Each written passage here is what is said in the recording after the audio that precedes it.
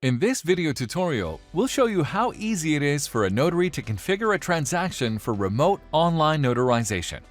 To begin, the notary selects New Transaction and enters a name for the transaction. The notary selects Remote Online Notarization, then clicks the Create button to proceed. The notary then adds the document. In this example, an affidavit requires e-signing and notarizing. The notary selects their name in the Notary section and then adds the signer to the transaction by adding the signer's first name, last name, and email address. The notary can also include additional signers and reviewers to the transaction.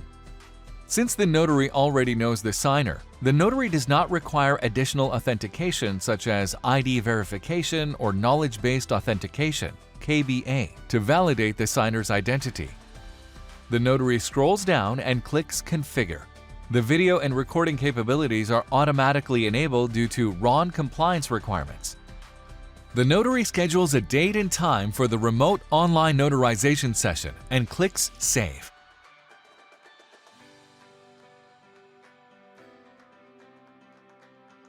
The notary clicks Next.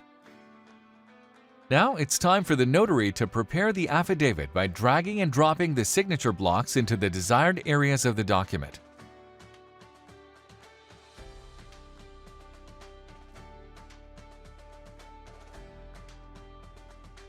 The notary has access to signature fields specifically configured for remote online notarization, such as Remote Online Notarization Statement, Notary Confirmation, Notary Country, Notary Jurisdiction, Notary License Expiration, Notary License Number, Notary Name, Notary Seal.